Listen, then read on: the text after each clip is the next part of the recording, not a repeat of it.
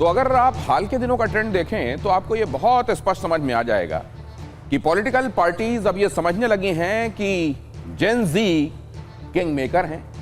तो क्या आप जेन जी ही नया पावर फैक्टर हैं और हर पॉलिटिकल पार्टी के लिए अब उसकी लिस्ट में, प्रायोरिटी में क्या टॉप पर अब जेन जी ही रहने वाला है, या फिर अब दूसरों के लिए भी एक संदेश है कि जेन जी की तरह अपना एक प्रेशर ग्रुप बनाना होगा अगर सरकार के कानों तक अपनी बात पहुंचानी है और पॉलिटिकल पार्टीज को अगर यह बताना है कि हम एज अ ग्रुप आपके लिए महत्वपूर्ण हैं। केवल जेन जी में ही यह ताकत है या दूसरे प्रेशर ग्रुप पर भी यह लागू होता है? क्या दूसरे प्रेशर ग्रुप्स भी आने वाले दिनों में वजूद में आ सकते हैं क्या, या फिर यह जेन जी के ही बूते की बात है कि वो अपनी बातों को लेकर प्रेशर ग्रुप बनाए और ऐसा कि जिसकी धमक पूरी दुनिया में, पूरे देश में सुनाई दे? आज इसी पर चर्चा करेंगे। हमारे साथ जुड़ेंगे खास मेहमान, उनसे और तफसील से समझने की कोशिश करेंगे उनका नजरिया इस संदर्भ में क्या है। लेकिन पहले आपको जरा इस वक्त की एक खबर दिखा देता हूं। आज की अड़ी असल में जब ये जेन जी किंग मेकर नया पावर फैक्टर डिस्कस करने वाली है तो ये क्यों हमने आवश्यक समझा कि ये एक महत्वपूर्ण विषय है, पहले आप तक ये पहुंचना चाहिए। आज की अड़ी क्यों की जा रही है इस विषय पर? जेन जी किंग मेकर क्या वही है नया पावर फैक्टर? इस वक्त देश में अगर आप देखें तो जेन जी सबसे महत्वपूर्ण फैक्टर बना हुआ है और पावर सेंटर्स के लिए भी इसको इग्नोर करना मुमकिन नहीं हो पा रहा है। नंबर 2 यह कि प्रोटेस्ट के बाद हर कोई जेन जी को साधने में जुटा हुआ है। अगर आपने देखा हो तो पूरी स्ट्रैटेजी बदली बदली नजर आती है। कम्युनिकेशन में ही देख लीजिए कि किस तरीके से उन सोशल मीडिया प्लेटफॉर्म्स का रुख किया जा रहा है जहां जेन जी ज्यादा तादाद में मिलते हैं। पीएम मोदी इंस्टा रील्स बना रहे हैं, राहुल गांधी जेन जी से संवाद कर रहे हैं। क्या यह इसी बात का इशारा है? क्या यह समझ लिया गया है कि सबसे ज्यादा मोनोलिथिक फैक्टर, एक फैक्टर जो पॉलिटिक्स में मेक एंड मार सिचुएशन क्रिएट कर सकता है, वो है जेन जी? नंबर 4 यह भी कि आरएसएस प्रमुख मोहन भागवत भी जेन जी के समर्थन में। आपने देखा हो तो ज्यादातर बातों में जेन जी की तरफ से जो नजरिया था, जो दृष्टिकोण था, उसका समर्थन किया मोहन भागवत ने। राज्य सरकारें केंद्र के साथ मिलकर राष्ट्रीय युवा नीति 2026 लागू कर रही हैं। यह भी इसी बात का प्रमाण है कि जेन जी के संदर्भ में पूरे के पूरे पावर सिस्टम को गंभीरता से सोचना पड़ रहा है। सरकारें जेन जी को लाभार्थी मानने के बजाय उन्हें सक्रिय भागीदार मान रही हैं कि वो एक्टिव पार्टिसिपेंट हैं पूरी की पूरी प्रोसेस में, वो केवल लाभार्थी नहीं है। ये क्या बताता है? जेन जी के संदर्भ में ये अचानक हुई डिस्कवरी है या बहुत दिनों से ये बात समझ में तो आ रही थी लेकिन अचानक से जैसे कहते हैं कि ये यूरेका मोमेंट है भारतीय पॉलिटिक्स के लिए? इसको किस तरीके से देखा जाना चाहिए और ये रियलाइजेशन कितनी जल्दी पूरे के पूरे इकोसिस्टम में चीजों को तब्दील करेगा, किस हद तक तब्दील करेगा, यह समझने की चेष्टा होगी आज। लेकिन पहले जरा यह देखिए खबर, जेन जी से संघ प्रमुख मोहन भागवत का संवाद, छात्रों के आंदोलन पर भागवत का बयान। आंदोलन भी संवाद का एक तरीका है, लोकतंत्र में प्रदर्शन राय बनाने का तरीका है। शिक्षा में बहुत कुछ करने की जरूरत है। जेन जी और जेन अल्फा पर हमें ज्यादा भरोसा है। उन्होंने कहा कि अगर कोई आंदोलन करता है तो इसको इस तरीके से नहीं लिया जाना चाहिए कि वो विरोधी कर रहा है, वो अपनी तकलीफ भी बयान कर रहा हो सकता है। क्योंकि जब कोई तकलीफ में होता है तो चिल्लाकर बताता है कि पहले इस तरफ ध्यान दो, उसको विरोध के तौर पर लिया जाना ठीक नहीं है। देखिए जरा क्या कहा मोहन भागवत ने। आंदोलन भी एक डायलॉग का तरीका है। डेमोक्रेसी में प्रोटेस्ट भी कॉन्सेंसस बनाने का एक तरीका है। अब जेन जी की बात है तो अभी जो हुआ है ग्रीवेंस तो जेन्युइन है। भारत की शिक्षा में बहुत कुछ करने की आवश्यकता है, नहीं हो रहा है इसलिए बात होती है। तो डायलॉग होना चाहिए। डायलॉग के बाद नहीं होता तो क्या करना, बात की बात है। मैं कह रहा हूं कि जेन जी अगर एजिटेशन कर रही है तो एंटी नेशनल तो है नहीं, अपने लोग हैं, अपनी नेक्स्ट जनरेशन है। जी सर, इस अपनेपन से डायलॉग का साथ मैंने बोला अपनापन चाहिए, संबंध चाहिए, वो हमारा संबंध है, उसका रिकॉग्निशन चाहिए, तब ये डायलॉग होता है। वहाँ की बात हमको समझ में आती है, हमारी बात वहाँ समझ में आती है, ये होता है, तो होना चाहिए। और जेन जी वगैरह ऐसी है ऐसा मैं तो बिल्कुल नहीं मानता। आप क्या मानते हैं? विदाउट इट कॉन्टेक्स्ट भी जब पूछा गया तो मैंने बताया, और आज भी मैंने आपके सामने बोला है कि मुझे लगता है कि ये जो नई पीढ़ी है जेन जी जेन अल्फा, ये अभी जो हमारी एग्जिस्टिंग पीढ़ी है उससे ज्यादा ऑनेस्ट है। तो मोहन भागवत तो ये तक कह रहे हैं कि जो एग्जिस्टिंग पीढ़ी है उससे ज्यादा ईमानदार पीढ़ी है ये। तो कई बार ये समझा जा सकता है कि बड़े बेसाख्ता, बड़े बिना लाग लपेट के, अब बिना लाग लपेट के भी उसको समझा जा सकता है, या कई नजरिए उसको बिना मर्यादा के भी समझ सकते हैं। लेकिन सीधे सीधे अपनी बात रखने वाला ये तबका है, मुखर होकर अपनी बातों को सामने रखने वाला ये तबका है। और मोहन भागवत के नजरिए से अगर आप देखें, संघ प्रमुख मोहन भागवत अगर ये बात कह रहे हैं कि जेन जी बहुत स्पष्ट रूप से और ईमानदारी से अपनी बात रखती है एग्जिस्टिंग पीढ़ी के मुकाबले, और दूसरे वो ये भी कह रहे हैं कि इनके साथ संबंध तो है, इसको और ज्यादा मजबूत बनाए जाने की जरूरत है, और उनको बजाय ये देखने के कि वो हमारा प्रतिरोध कर रहे हैं, विरोध कर रहे हैं, ये समझना चाहिए कि उनकी तकलीफें क्या हैं और उनको एड्रेस करने की तरफ काम करना चाहिए। तो क्या मोहन भागवत असल में एक इशारा सरकार को भी दे रहे हैं? मोहन भागवत के बयान पर विपक्ष का हमला, प्रियंका गांधी का भागवत पर किस तरीके से हमला देखने को मिला? भागवत के प्रमाण पत्र की आवश्यकता नहीं है। राम गोपाल यादव बोले बीजेपी गड़बड़ा गई है, बीजेपी गड़बड़ाई तब भागवत को आगे किया। You have to say anything on Mohan Bhagwat saying Gen Z are not anti-national. For the first time we have spoken with Gen Z. Ma'am, this side. For the first time we have interacted with them. They don't need a certificate from Mohan Bhagwat ji. ऐसा है, जेन जी से जब BJP की सरकार घबरा गई है तो मोहन भागवत जी को वो संभालने के लिए लगा जाए। जब ये बिल्कुल फंस जाते हैं तब आरएसएस की शरण में जाते हैं। तो भारतीय जनता पार्टी जो है वो गड़बड़ा गई है, और जब वो गड़बड़ा गई और उसको ये समझ में आया कि अब त्राण कहां होगा, तो संघ की शरण में वो चले जाते हैं। ये समाजवादी पार्टी की तरफ से बात कही गई। इसको एंटायरिटी में कैसे देखा जाना चाहिए?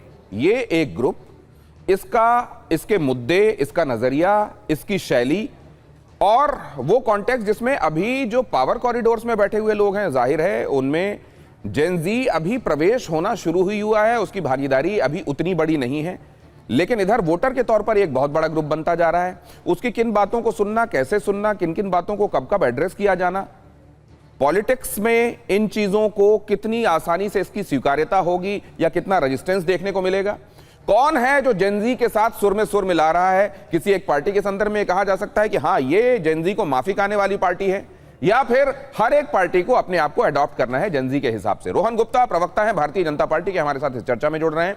अखिलेश प्रताप सिंह प्रवक्ता हैं कांग्रेस के, हमारे साथ इस चर्चा का हिस्सा हैं।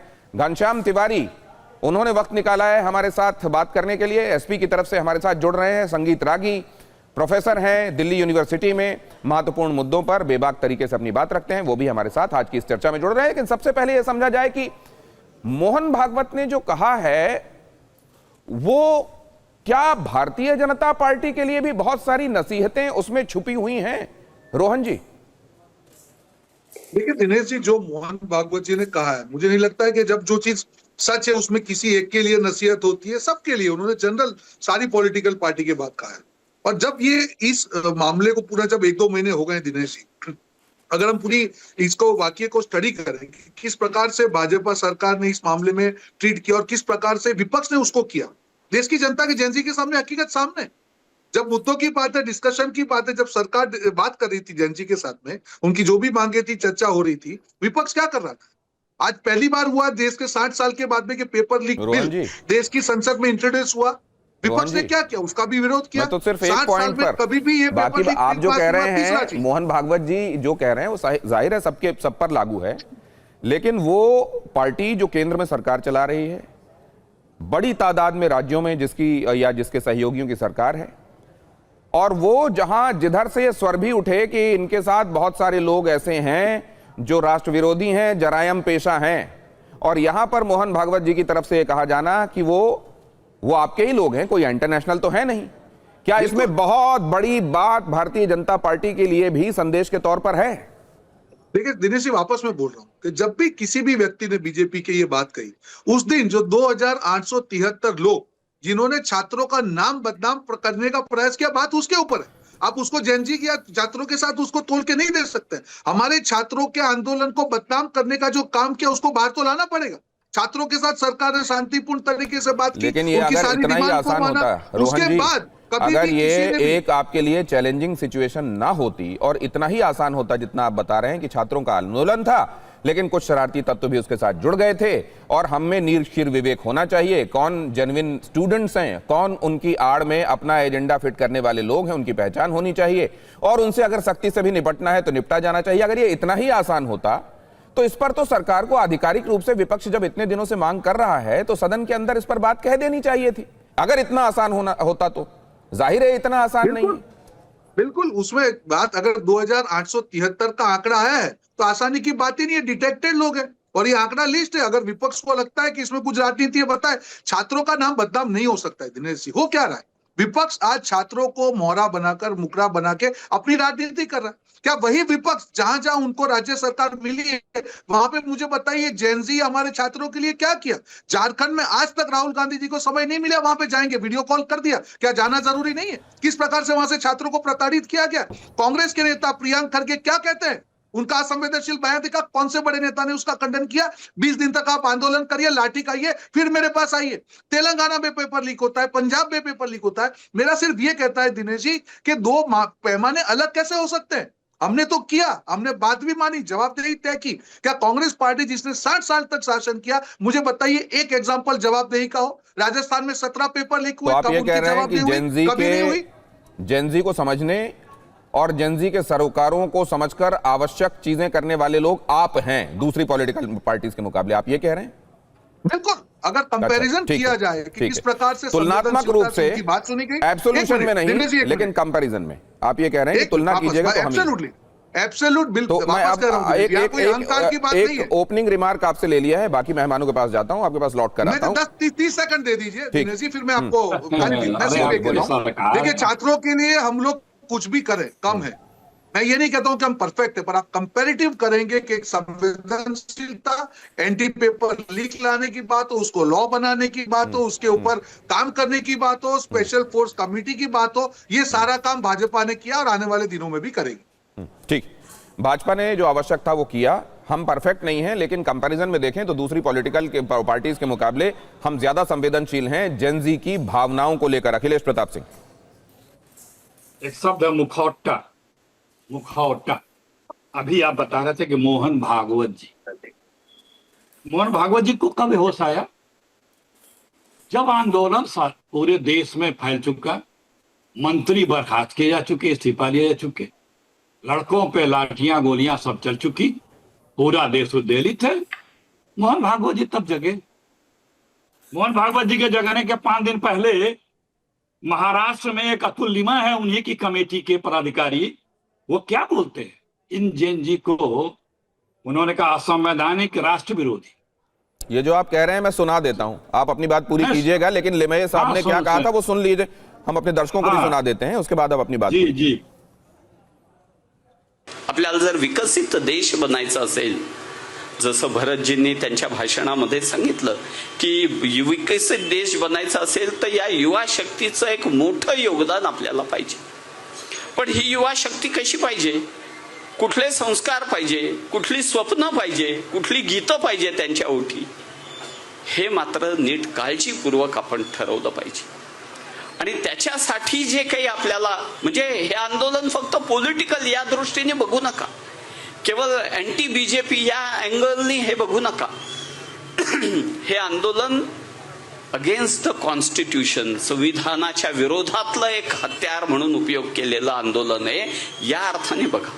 अगेन्स्ट द नेशन, भारत विरोधातलं एक आंदोलन या अर्थाने उभं केलेलं आंदोलन आहे, या अर्थाने या शक्तीकडे आपण नीटपणे बघितलं पाहिजे। तो अखिलेश जी, आप जो बात कह रहे हैं वो हमने दर्शकों को सुना भी दी, संगीत रागी जी से उसका जवाब भी ले लूंगा, लेकिन सर विपक्ष के तौर पर कोई तो कहीं तो आप मैंने अखिलेश जी 30 सेकंड भी अपनी बात नहीं कही और आप टीका टिप्पणी शुरू कर दिए। नहीं, आप अपनी बात 2-4 मिनट बोल लेने दें। बोलिए। मैं तो अभी गिना रहा हूं कि एक अतुल लिमये जी ने क्या कहा।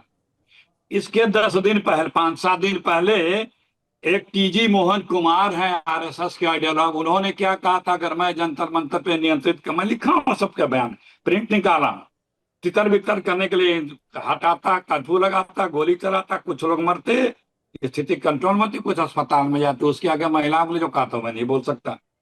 इसके पहले किसानों के आंदोलन को इसी आरएसएस के तमाम नेताओं ने इसी तरह से अलगाववादी और आतंकवादियों को बढ़ावा देने वाला बताया था। जेएनयू के आंदोलन को आरएसएस के नंबर 2 ने राष्ट्र विरोधी, देश विरोधी बताया था। 5 जन ने छापा भी था कि विश्वविद्यालय जेएनयू इस तरह के गतिविधियों के अड्डे बनते जा रहे हैं। ये आरएसएस के विचार हैं। और जितने भी आंदोलन हुए हैं उस सारे आंदोलनों में बीजेपी से अगर मत भिन्न कोई रहा तो उसको नक्सल, हिंसक, आतंकी, खालिस्तानी, पाकिस्तानी, चीनी सब बताते रहे हैं। तो मोहन भागवत जी तो सबसे लास्ट में है, जब पानी सर से उतर गया, गुजर गया। 2018 में राहुल गांधी ने ऐलान करके सदन के अंदर, सदन के बाहर कहा कि जब सीबीएसई बोर्ड का परीक्षा दोनों लीक हुआ था कि इस पे किया जाए। आज शिक्षा परीक्षा प्रणाली में सिर्फ प्रिविलेज लोगों का अधिकार होता जा रहा है, और लेकर के हम लोग कांग्रेस के लोग कम से कम 100 जगह प्रदर्शन किए होंगे पिछले 5 सालों में। तब जाकर के 2024 में एक बिल लाए, फिर उसी बिल को महाबिल बताते हुए 2026 में परिवर्तित किए। अखिलेश जी, अब पूछ रहे? सवाल यह है कि इस तरह के आंदोलनों का इस्तेमाल क्या एंटी नेशनल करने की कोशिश नहीं करते रहे? आप ये दावे से कह सकते हैं? क्या किसान आंदोलन के समय अलगाववादी और विभाजनकारी लोग जो विदेशों में बैठे हुए हैं वो अलग तरीके से इसको हवा देने की कोशिश कर रहे थे और उनकी मजम्मत कोई नहीं कर रहा था पुरजोर तरीके से? क्या ये बात आपके सामने नहीं थी? और क्या ये गारंटी के साथ कहा जा सकता है कि छात्र आंदोलन के समय एक भी तत्व ऐसा नहीं था उनके बीच में जिसके गलत इरादे रहे हों? देखिए, यही है जो आप बोल रहे हैं ना, यही है आरएसएस की, बीजेपी की मेंटेलिटी। हम किसी तरह से उस जो हमसे मत भिन्न है उस पे एक लेवल चिपकाएं या देश को मैसेज दें कि ये राष्ट्र विरोधियों के द्वारा नियंत्रित है। उसके मुद्दे कितने महत्वपूर्ण है कि नहीं है, आप उससे ट्रीट कैसे करते हैं? आप अपने बच्चियों के साथ क्या किए? 15 साल की बच्ची से माफी मंगवा के देश के इतना बड़ा प्रधानमंत्री और भाजपा के लोग अपने आप को गौरवान्वित समझ रहे हैं। चीन से क्यों नहीं मंगवा लेते हो माफी? रोज हमें तंग करता है। अमेरिका से क्यों नहीं मंगवा लेते हो? तो जेनजी के मुद्दे पर कौन है ज्यादा बड़ा चैंपियन जेनजी के कॉजेज का? आप लोग सुनिए, अरे सुनिए, सुन तो लीजिए, बोलने दे थोड़ा। मैंने आपको बताया ना, राहुल जी 2018 से इस बात को कह रहे हैं शिक्षा और परीक्षा दोनों में भयंकर दोष है। ये ऐसी व्यवस्था बीजेपी आरएसएस के लोगों ने बना रखी है कि जिसमें सिर्फ उन्हीं के लोग, उन्हीं के द्वारा सब कुछ उन्हीं के लिए व्यवस्था बना रखी है। इसी एनटीए के तो अखिलेश जी, कांग्रेस रूल्ड स्टेट्स में या भी झारखंड की बात कर लीजिए, मुद्दों को जैसे एड्रेस किया जाना चाहिए जेनजी के सरोकारों को, वो हो रहा है? क्या हमने पुलिस लगाई वहां? क्या वहां लाठी बरसाई? क्या वहां पे गोली बरसाई? उनको प्रताड़ित किया? क्या हमने उनको आतंकी देश विरोधी साजिशों से मिला बताया? आपने तो बता दिया। हम उनके साथ व्यवहार से बात कर रहे हैं, समझ रहे हैं, अधिकारी मिले हैं, उनकी बात समझे हैं, कितने बात क्या कार्रवाई करके फिर हम उनको मुख्यमंत्री से मिलेंगे, मुख्यमंत्री से बात कराएंगे। तब तक हमने क्या क्या कर दिया है तो ये टेबल पर रखेंगे उनके साथ। ये एक डिफरेंस है। कांग्रेस कह रही है कि हम संवेदनशील हैं, भारतीय जनता पार्टी संवेदनशील नहीं है। वो इनको सीधे एंटी नेशनल बताने में लग जाती है, स्वीपिंग। अब मेरे को इसको लेके आगे जाने दीजिए। आपसे बात हुई, रोहन जी से बात हुई, अब बाकी के मेहमानों के पास जाता हूं। घनश्याम तिवारी जी, आपसे जरा ये समझ लूं संगीत जी के पास जाने से पहले कि अगर भारतीय जनता पार्टी और कांग्रेस में ही जेनजी को लेकर बात हो रही है, तो समाजवादी पार्टी जेनजी को लेकर उसका लोकस स्टैंड है क्या है? नमस्कार दिनेश जी, आपको, दर्शकों को और को पैनलिस्ट को। देखिए, जेनजी कोई नया इजाद किया हुआ अफलातून चीज नहीं है। हमारे देश के बच्चे हैं, वो बच्चे क्या चाहते हैं? वो अच्छी शिक्षा चाहते हैं। उन्होंने अपने बड़े भाई बहनों को उस प्रधानमंत्री के कार्यकाल में जिसने कहा था कि 2 करोड़ रोजगार देंगे, उन्होंने नौकरी के लिए तरसते देखा है। एग्जाम पेपर में उन्होंने अपने साथियों को आत्महत्या की सोच लाते हुए देखा है, कुछ साथियों को मरते देखा है। ये बच्चे किसी राजनीतिक दल के नहीं थे। हो सकता है कि इनके ज्यादातर बच्चों के माँ बाप किसी न किसी समय भारतीय जनता पार्टी को वोट देते थे। आज ये बच्चे भारतीय जनता पार्टी को बाल नरेंद्र पार्टी बोलते हैं।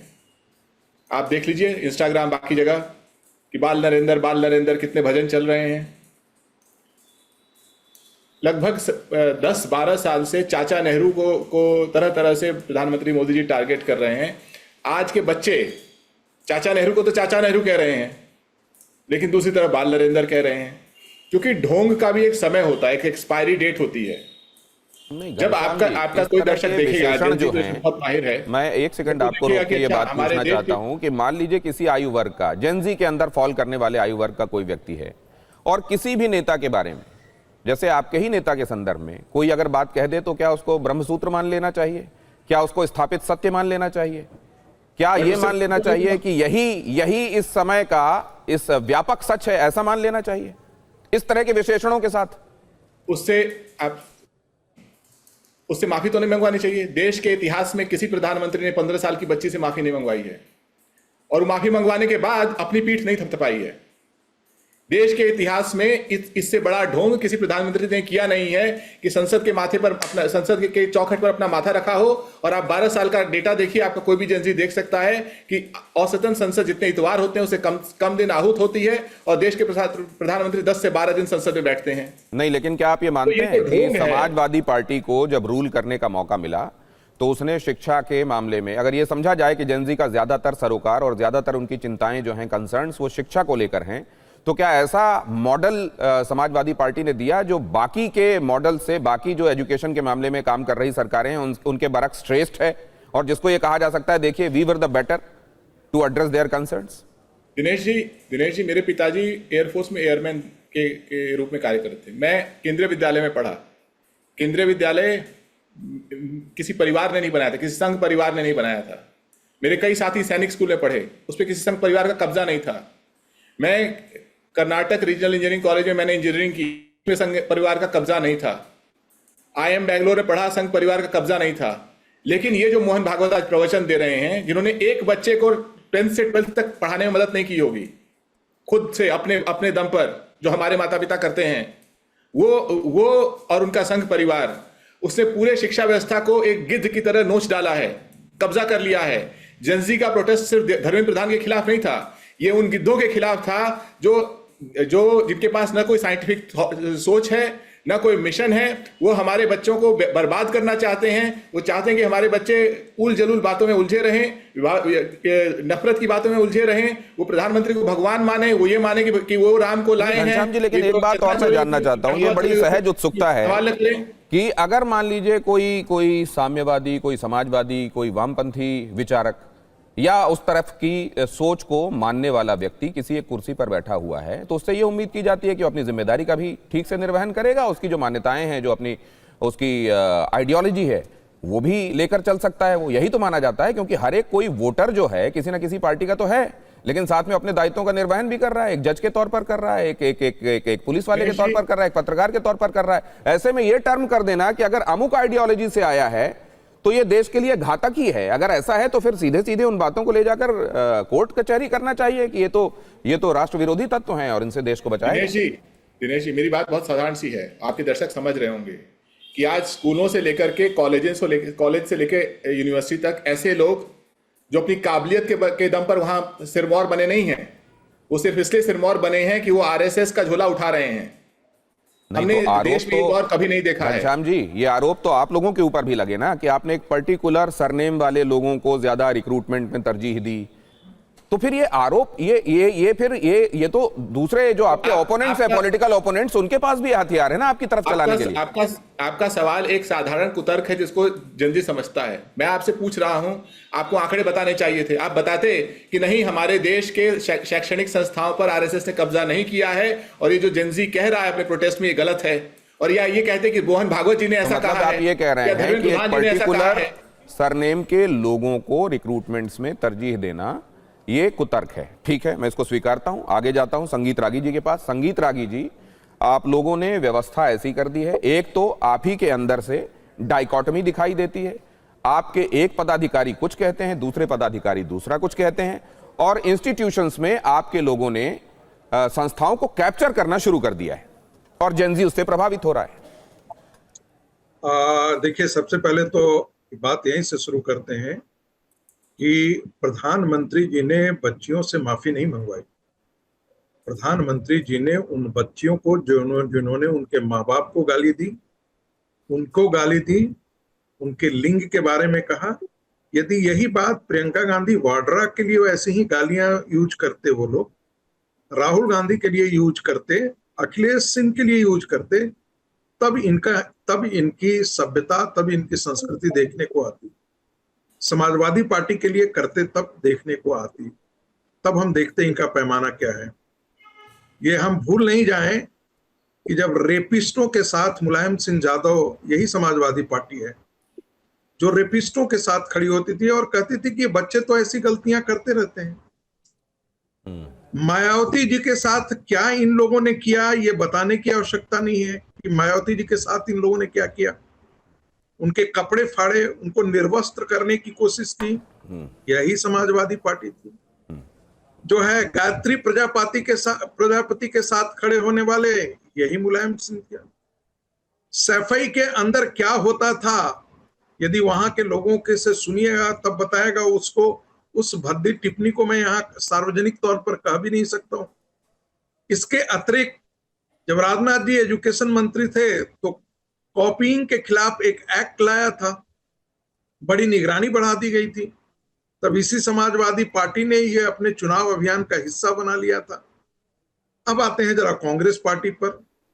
कांग्रेस पार्टी कहती है कि भाई शिक्षा का निजीकरण हो गया है, बहुत ये हो गया है, शिक्षा व्यवस्था गटर हो गई है, गर्भ गया है। 30 सेकंड अपने मन की बात कह लीजिए, फिर मेरे सवालों का जवाब भी दे दीजिएगा। संगीत प्लीज जरा सा मुझे अपनी बात कर लेने दीजिए। नहीं कहिए आप, 30 सेकंड कहिए। नहीं प्लीज ऐसे नहीं चले, प्लीज मुझे अपनी बात कर लेने दीजिए, उसके बाद कहिए, लेकिन मेरे सवालों का जवाब भी दीजिएगा जी। प्लीज, हमको जरूर जवाब देंगे। राहुल गांधी का एडमिशन कैसे हुआ था सेंट स्टीफेंस कॉलेज में? बैकडोर एंट्री से, शूटिंग चैंपियनशिप से, और वो चैंपियनशिप संभवतः दोबारा नहीं हुई थी। वो बैकडोर एंट्री नहीं था तो क्या था?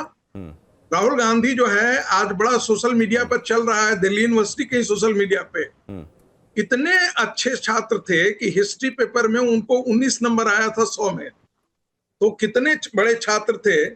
उनके पिताजी जो थे वो बहुत बड़े वैज्ञानिक थे, कैम्ब्रिज 3 बार फेल किए थे। राहुल गांधी यहां से फेल करके हार्वर्ड चले गए थे क्योंकि बड़े खानदान के बेटे थे। सर प्लीज अब आते हैं निजीकरण पर। अमेठी आपके दो बड़े पदाधिकारियों की तरफ से दो अलग अलग बातें क्यों सामने आ रही हैं? अरे भाई सुनिए तो सही, आप धैर्य तो रखिए। हम आप कितना धैर्य रखूं सर? मैं इतना सारा तो धैर्य रख रहा हूं सर। अब इस मुद्दे पर भी आ जाइए ना। लिमये साहब क्या कह रहे हैं, मोहन भागवत जी क्या कह रहे हैं, ये अलग अलग क्यों है सर? अरे सर मुझे अपनी बात कह लेने दीजिए, हम मोहन भागवत जी पर भी आएंगे। अमेठी यूनिवर्सिटी किसके कार्यकाल में खुला? कांग्रेस पार्टी। गलगोटिया किसके समय खुला? कांग्रेस पार्टी। शिवनादर किसके समय खुला? कांग्रेस पार्टी। ये चीजें तो हमारे सामने नहीं है। जिंदल किसके साथ खुला? कांग्रेस पार्टी। शिक्षा का प्राइवेटाइजेशन शुरू किसने किया? कांग्रेस पार्टी। अब आते हैं मोहन भागवत जी पे। आंदोलन को देखने का हर का अपना नजरिया है। ऐसी कोई आवश्यकता नहीं कि मोहन भागवत जी का जो नजरिया हो वही सारे सरकारवाह के भी नजरिया हो। उन्होंने अपनी बात कही और अतुल लिमये जी ने भी बात की। मैं भी अपने तरीके से, मैं भी स्वयंसेवक हूं, 51 साल से राष्ट्रीय स्वयंसेवक संघ से साथ जुड़ा हूं। मेरा भी नजरिया बिल्कुल अलग है और ससम्मान मैं मोहन भागवत जी की बात को बिल्कुल काटने के लिए यहां नहीं खड़ा हूं। लेकिन मेरा अपना नजरिया यह है कि वो छात्रों के नाम पर आंदोलन था जिसको राजनीति से एक विचारा आज आपने देखा होगा कि उनका एक ऑर्गेनाइजेशनल स्ट्रक्चर 12 लोगों की टीम निकल करके आई है। नहीं उसमें 7 का तो नाम मैं जानता हूं जो सब आम आदमी पार्टी से जुड़े हुए थे। सर मोहन जी ने कहीं पर भी ये बात नहीं कही। उन्होंने सीधे कहा सर, सीधे कहा कि वो अपने ही लोग हैं, कोई एंटी नेशनल तो है नहीं। उनकी बात समझिए। और विरोध के लिए हर एक आंदोलन नहीं होता है, तकलीफ होती है तो भी लोग अपनी बात बताना चाहते हैं, उनकी बात सुनिए। देखिए मैं उनकी बात से पूरी तरह सहमत हूं। मेरा बेटा भी मुझसे असहमत होता है तो मैं उसे घर से बाहर तो नहीं निकाल देता हूं या ये तो डिसोन नहीं कर देता हूं कि वो मेरा बेटा नहीं है। ये बात तो सही है। और इसी संदर्भ में मोहन भागवत जी ने कहा है, उन्होंने तो बड़प्पन का ये किया। लेकिन तो यही बात तो अखिलेश जी अभी कह रहे थे, यही बात तो अखिलेश जी अभी कह रहे थे कि स्वीपिंग स्टेटमेंट क्यों दिया जाता है कि किसान के कंसर्न उठाने वाले जो लोग हैं वो सारे एंटी नेशनल हो गए। या छात्रों की बात जो उठा रहे हैं वो सारे जो देश विरोधी हैं और ओपोनेंट्स के हाथों में नाचने वाले लोग, उनकी कठपुतलियां, ये स्वीपिंग स्टेटमेंट्स क्यों दिए जाते हैं? देखिए, वो इसलिए ये किया जाता है कि दिल्ली पुलिस ने भी आइडेंटिफाई किया है 2800 लोग जो है वो मर्डर, हत्या, इन सब चीजों में शरीक थे। दूसरी बात, किसी आंदोलन को पढ़ने का क्या तरीका होता है, उसके स्लोगन्स क्या क्या है। स्लोगन्स में उमर खालिद से लेकर के आर्टिकल 370 से लेकर के ला इलाही अल्लाह से लेकर के सारी चीजें होंगी। क्या ये शिक्षा में सुधार के लिए ये सारे नारे थे? बिल्कुल नहीं। तो कौन लोग इसके पीछे थे? आयशा के गिरोह के लोग थे, एसएफआई तो के मतलब गिरोह के लोग थे। इतनी महत्वपूर्ण बात आप कह रहे हैं सर कि वहां इस तरह के नारे लगाने वाले लोग थे, और आप जो पर्सपेक्टिव दे रहे हैं सर, ये बहुत महत्वपूर्ण पर्सपेक्टिव है जो आप कह रहे हैं। और मोहन जी की निगाह में ऐसा नहीं हो सकता कि ये इतना महत्वपूर्ण पर्सपेक्टिव, एक बहुत सिग्निफिकेंट चीज हो और वो अपनी बातों में उसका जिक्र ना करें। क्या वो ऐसा कैविएट लगाकर नहीं कह सकते थे? अगर ये इतना ही आप जो कह रहे हैं वैसा ही होता, ये ठीक है, ये देखे जाने की जरूरत है कि छात्र क्या कह रहे हैं, लेकिन छात्रों के कंधे का इस्तेमाल करके जो राष्ट्र विरोधी एजेंडा चला रहे हैं उनकी अलग से पहचान करके उससे निपटे जाने की जरूरत है। क्या ये मोहन जी नहीं कह सकते थे? लेकिन उन्होंने नहीं कहा। ये देखिए, मैंने कहा कि मैं इतना कॉन्फिडेंट नहीं हूं कि मोहन भागवत जी पर टिप्पणी करूं। अरे नहीं सर, उन्होंने क्यों कहा, कैसे कहा, ये विश्लेषण मैं नहीं कर रहा हूं। लेकिन मेरा अपना आप छोड़ दीजिए। अच्छा, आपकी निगाह में लिमये जी ज्यादा सही बात कह रहे हैं या मोहन भागवत जी की बातों से ज्यादा सही निहितार्थ निकल रहा है पूरे मामले का, ये बता दीजिए। नहीं, एक चीज जरा सोचिए कि हर व्यक्ति की अपनी राय हो सकती है। कोई ऐसा नहीं है कि मोहन भागवत जी ने कहा सभी स्वयंसेवकों की राय उससे मिलती जुलती हो। आखिर सर कारवाह जी ने भी कुछ बातें कही और उसमें भी हो सकता है कि मेरिट हो, या हो सकता है जो मोहन भागवत जी जो कहा वही सबसे ज्यादा सच हो। तो अलग अलग बातों में तो ये हुआ है ना कि एक डेमोक्रेटिक प्रोसेस है, सर निजी राय, अपनी राय मंच पर संवाद के दौरान नहीं रखी जाती सर। वहां संघ प्रमुख से बात हो रही थी और संघ प्रमुख ने ये बात कही है। मत भिन्नता कहीं भी हो सकती है, डेमोक्रेसी का वो बेसिक नेचर है, लेकिन मत भिन्नता के बावजूद जब शीर्ष से कोई आवाज आती है तो अनुशासन पर चलने वाले लोग उस एक आवाज के साथ एक होते हैं। देखिए, संघ ने तो मुझे इस प्रकार की चीजें नहीं सिखाई है कि जो एक बार मोहन भागवत जी भी खुद इनकरेज करते हैं कि मत भिन्नता हो सकती है। आखिर संवाद कैसे होता है? नहीं तो मत भिन्नता होती है तभी तो संवाद हो सकता है। यदि सभी लोग एक ही भाषा बोलेंगे तो फिर तो ये बात जो ये कह रहे हैं कि क्या सरकार से जब कोई गड़बड़ी, प्रोफेसर रामगोपाल ने जो बात कही कि सरकार जब गड़बड़ी में फंसती है तो संघ को आगे कर देती है, ताकि वो जो उधर भारतीय जनता पार्टी को लगा सरकार के तौर पर उसने कर भी लिया, और साथ में अगर कोई नाराजगी भी है तो संघ प्रमुख आगे आए, उनके शरण में ये चले जाते हैं। जब कोई गड़बड़ होती है वो आगे आकर फिर उसको एक तरीके से वो एक सेफ्टी वॉल, क्या ये इसको इस तरीके से देखा जाना चाहिए? देखिए, शायद उनको जानकारी नहीं है कि राष्ट्रीय स्वयंसेवक संघ की एक संस्था है, युवा नाम की संस्था है, और ये विद्यार्थी परिषद से अलग है। ये संस्था भी छात्रों के लिए काम करती है और पूरे देश के विश्वविद्यालयों के अंदर, महाविद्यालयों के अंदर ये काम करती है। भजन क्लबिंग, यह भी एक युवाओं पर ही प्रयोग है, यह भी राष्ट्रीय स्वयंसेवक संघ का ही प्रयोग है। तो मतलब तो छात्रों के साथ युवाओं का प्रयोग तो जो प्रियंका गांधी ने कहा कि मोहन भागवत संघ के सर्टिफिकेट की जरूरत नहीं है, उस पर जल्दी से एक टिप्पणी दीजिए आपकी 10 सेकंड की, मैं आगे बढ़ना चाहता हूं। जरा दोहराएंगे प्रश्न? प्रियंका गांधी ने कहा कि जेनजी को संघ की तरफ से सर्टिफिकेट की जरूरत नहीं है। देखिए, जो परिवार अपने आप को एंटाइटल्ड मानता हो वो तो यही कहता है। ठीक है, मैंने कहा ना, ये एंटाइटल्ड परिवार में जिस एंटाइटल्ड लोग ऐसी ही बातें करते हैं। ठीक है सर, अब मैंने नक्शल में ले लिया। अब ये क्योंकि राहुल अब दोनों जवाब देने के लिए सारे लोग तत्पर हैं, और घनश्याम जी के लिए मैं भी उनके पास जाने के लिए तत्पर हूं। सर, अब आपसे आज्ञा लूंगा, आगे बढ़ूंगा अभी फिलहाल इस पर अखिलेश जी एंटाइटल्ड लोग ऐसी बात करते हैं। देखिए, आपने देखा कि ये मोहन भागवत जी के बयान के किस तरह से अगेंस्ट में लगे रहे, यही मुखौटा है। मोहन भागवत जी का निर्देश ही होगा तभी तो ये बोल रहे हैं कि मैं भले लोग लुभावन बातें करता रहूं, तुम अड़े रहना, अपने कट्टर हिंसक राष्ट्र विरोधी बताते रहना लोगों को, वो अड़े लगे हुए हैं।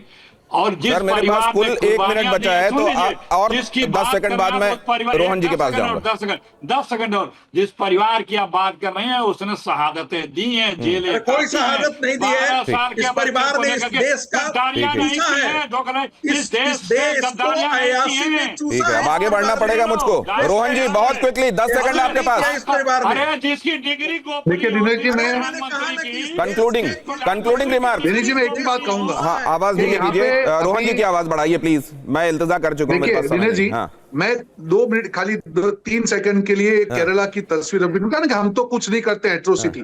ये क्या है? केरला, ये इनका दोहरा मापदंड है। मोदी जी ने किसी से माफी नहीं मंगवाई, वो बच्ची ने खुद ने माफी मांगी। और आज भी जो भाषा का प्रयोग अभी समाजवादी पार्टी के जो प्रवक्ता ने, मुझे नहीं लगता है करना चाहिए। मुद्दा साफ है दिनेश जी। तो वो सर, कि जब वो उधर छात्रों की बात से आती है- पैलेट गन की तस्वीरें ले आएंगे। आप ये जो वाटर कैनन का इस्तेमाल कर रहे हो, लाने पैलेट- दीजिए ना, आएगी हकीकत, दूध का ठीक है, दूध, पानी का पानी होगा। ठीक है, ठीक है। मैं सिर्फ ये घनश्याम जी, कहना चाहता हूं कि concluding- छात्रों की भावनाओं का दुरुपयोग या राजनीतिकरण नहीं होना घनश्याम जी चाहिए। चले जहां गए, आपके हालांकि मैं राज्य उनके है, सामने आप वो कुछ कह रहे करके थे कि आप दिखाइए। ये और प्रियंका कुतर्क रख रहे खड़गे के हैं। मैं बयानों पे एम्पिरिकल भी सवाल तरीके से, उठाइए। उत्तर प्रियंका प्रदेश लोक खड़गे के सेवा बयान आयोग पे क्या कहना है 56 कांग्रेस एसडीएम का आंकड़ा, ये एम्पिरिकली मैं आपके सामने रख रहा हूं सर। एसडीएम चयन विवाद 2015 आपको याद होगा, इंटरव्यू नंबरों में विसंगति, ये सामने आपके रख रहा हूं। यूपीएससी चेयरमैन की नियुक्ति रद्द हुई थी, इलाहाबाद उच्च न्यायालय ने नियुक्ति को अवैध घोषित किया था। आप कुतर्क की बात कह रहे थे सर।